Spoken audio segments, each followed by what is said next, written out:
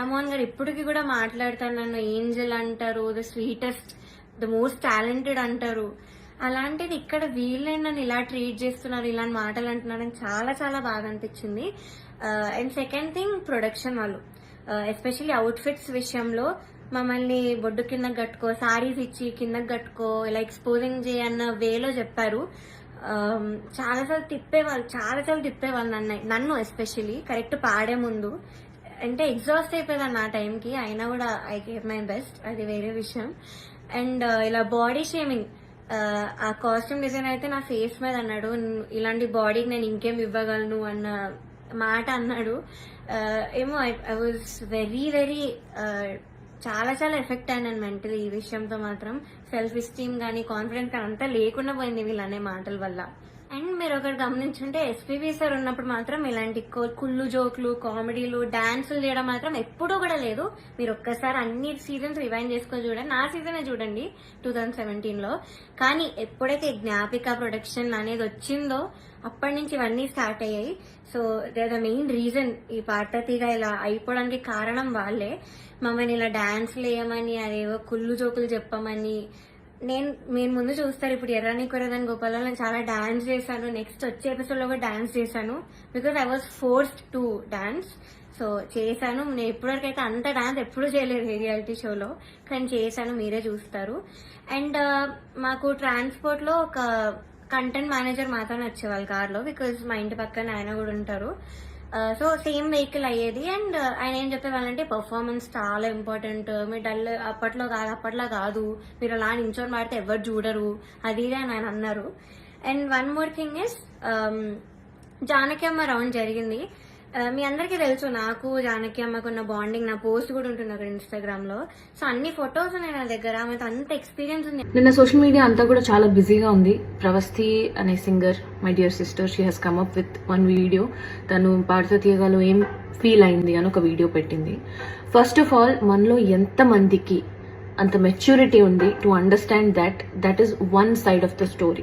ఏ స్టోరీకైనా two sides ఉంటాయి. And ఆ సెకండ్ సైడ్ అనేది మనం చూడకుండా, అసలు అటు టచ్ కూడా చేయకుండా, ఇష్టం వచ్చినట్టు మనకు తగ్గినట్టు మనం రాసేసుకుని యూట్యూబ్ ఛానల్స్ లో తన వీడియో ఎక్స్ప్రెస్ చేసి ఒక వీడియో పెడితే 100 వీడియోలు అవుట్ ఆఫ్ ప్రపోర్షన్ వెళ్ళి ఇష్టం వచ్చినట్టు రాసుకుని తన ప్రమేయం లేకుండా కూడా చాలా థంబ్నెయిల్స్ అవి ఇవి పెట్టి చేస్తున్నారు. How fair is this? Point number 1.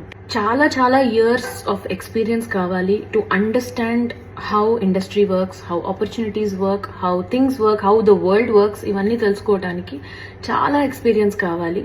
Initial stages లో అసలు ఏమీ ఫేస్ చేయకుండా పైకి వచ్చేసిన వాళ్ళు ఎవరున్నారు, ఎంతమంది ఉన్నారు అనేది నాకు తెలియదు. Because every great story that I have heard of every great musician or singer or anybody has always started with hardships.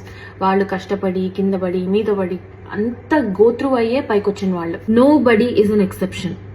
అందరూ కష్టపడి పైకి వచ్చిన వాళ్లే. అందరూ they have gone through so many hardships in the beginning of their stages, including the judges that she has mentioned in the video. వాళ్ళు కూడా పైకి వచ్చిన వాళ్లే, నిల్చున్నారు గట్టిగా అన్నిటి త్రూగా. వాళ్ళ ఎక్స్పీరియన్స్, వాళ్ళ టాలెంట్, వాళ్ళ క్రియేటివిటీ, ఇవన్నీ కూడా మనం చూసి ఇన్స్పైర్ అయి పెరిగిన వాళ్ళం. Taking out names like that because you had one experience with them in one show, I don't think it is right. I personally feel it is not right, because in a way you are disrespecting the industry that you are working in. So reality show ki vellala vadda anedi it's a personal choice.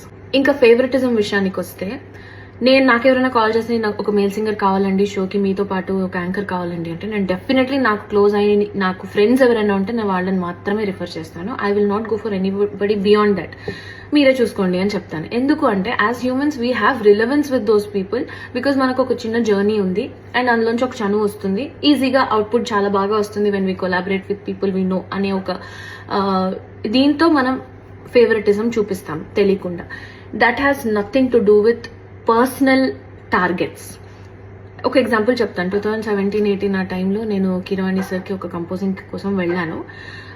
First time అనమాట వెళ్ళటము. అది overwhelm అయిపోయాను, భయపడ్డానో నాకు తెలియదు, కానీ I have not given my best.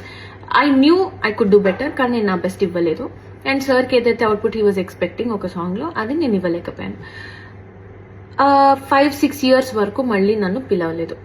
నేను కూడా disappoint అయ్యాను, చాలా డిసప్పాయింట్ అయ్యాను. ఎందుకు అసలు ఒక 2-3 ఛాన్సెస్ ఇవ్వచ్చు కదా నాకు అని నేను కూడా చాలా డిసప్పాయింట్ అయ్యాను. But I didn't give up.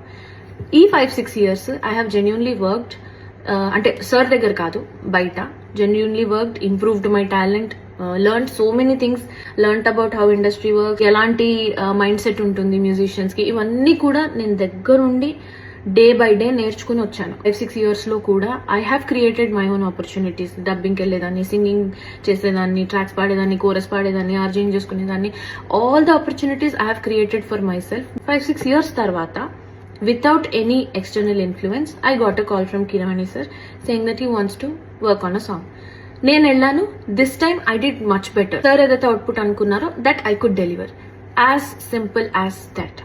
నాకు అర్థమైంది నా ఎక్స్పీరియన్స్ లో ఏంటి అంటే, తెలియకుండా వి ఓవర్సీ థింగ్స్. అంటే అమ్మో అని ఒక పెద్ద ఇది ఇచ్చేసుకుంటాం థింగ్స్ కి, బట్ అక్కడ అంత ఉండదు. Especially at times like this we should calm down and look at the bigger picture here, because it is never about people, it is about art, it is about music, it is about output. ఇవి పెద్ద విషయాలు మనకంటే కూడా. So దాన్ని అలా చూసినప్పుడే as artist I think we will enjoy this journey. ఇప్పుడు అనిపించింది 5-6 years తర్వాత నన్ను ఎందుకు పిలిచారు out of the blue moon అంటే, బికాస్ నా సైడ్ నుంచి, నా పర్స్పెక్టివ్ నుంచి ఆలోచిస్తే, because I didn't give up. And also నా వర్క్ ఏదైతే చేశానో అది ప్యూరెస్ట్ ఇంటెన్షన్స్ తో చేశాను. I have never expected anything out of anybody's association.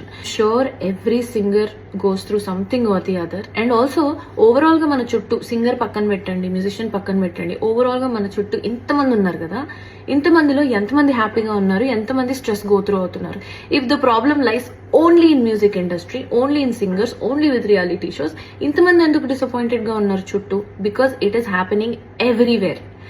ఈ మెంటల్ హెల్త్ అవేర్నెస్ లేకపోవటం అనే ఒక కాన్సెప్ట్ ఏదైతే ఉందో, ఇట్ ఈస్ హ్యాపెనింగ్ ఎవ్రీవేర్. అందుకే when you are aware of what you are going through, what you want in life, what you want to prioritise in your life, ఇవన్నీ తెలిసినప్పుడు I don't think you have the need to say something else to somebody else. Be honest, అందరు singers survival mode లోనే ఉన్నాం. ఎందుకంటే thousands of singers ఉన్నారు ఇప్పుడు, అందరూ బాగా పాడేవాళ్లే. థౌజండ్స్ ఆఫ్ సింగర్స్ ఉన్నారు, కానీ సంవత్సరానికి ఒక్కొక్క మ్యూజిక్ డైరెక్టర్ మహా అంటే 9 to 10 మూవీస్ చేస్తారు. ఆ 9 to 10 మూవీస్ లో 1000 మెంబర్స్ ని ఎలా అకామిడేట్ చేస్తారు? So it is always good to have a reality check about what is happening outside also. We are so obsessed with ourselves that we only think about why am I going through this, why am I being given this అని ఆలోచించినంత వరకు మనకు answers రావు. అందరినీ ఇందులోకి లాగేసి వాళ్ళ personal lifes తీసి, వాళ్ళ personal lifes మీద థంబ్నెయిల్స్, వీడియోలు పెట్టి, I don't think this is fair at all. So మీరు కూడా as audience, I think it is your responsibility also to pick your content. Understand that there are always two sides to the story and not just one. In the name of being bold, dragging names and just randomly saying things about them anedi not correct. If you have two people in the conversation, that is okay, you can talk, meer maatladochu, vallu maatladochu. But when you are giving a one sided explanation on Instagram or social media, I think it is unfair to just randomly drag people and their names, especially when they are such legends and they have done so much work in the industry. Vaalla paatalu lekunda it is definitely incomplete. The industry is definitely incomplete. I think even my dear sister Pravasti will grow in life only when she tries to understand how this world works. And in my personal experience with MM Kirani garu, I think he is an amazing man. He is very very humble and అందరినీ ఒకేలాగా చూస్తారు, equal గా చూస్తారు, respect ఇస్తారు. Have been working with him and I felt this was unfair, just unfair to drag him and చాకరీ చేస్తారు అని అన్నారు. అది వాళ్ళు అలా చెప్పారో లేదో నాకు తెలియదు, చెప్పుండరు అనుకుంటున్నాను. ఒకవేళ చెప్పుంటే కూడా I think that is the most favourite చాకరీ for any singer or every singer. Because వాళ్ళ దగ్గర, కిరవాణి గారు లాంటి వాళ్ళ దగ్గర నేర్చుకోవటానికి ఇంత ఉంటుంది. అండ్ ఎలాంటి చాకరీ ఉంటుంది? నోటేషన్స్ ఇస్తే స్వరాలు రాసుకోవటం, చాలా కష్టపడి నేర్చుకోవటం, స్టూడియోకి వెళ్ళి పాడటం, ఒకసారి బాగాలేదంటే మళ్ళీ అవుట్పుట్ బాగా వచ్చే వరకు పాడటం, ఇదంతా చాకరీయే కదా మరి. సో ఈ చాకరీ చేయడానికి ఏ సింగర్కి ఇష్టం ఉండదు? అందరికీ ఇష్టం ఉంటుంది. Because when you have an opportunity to learn so much from an amazing legend that is easily accessible to you. అసలు people forget the fact that he is easily accessible to you.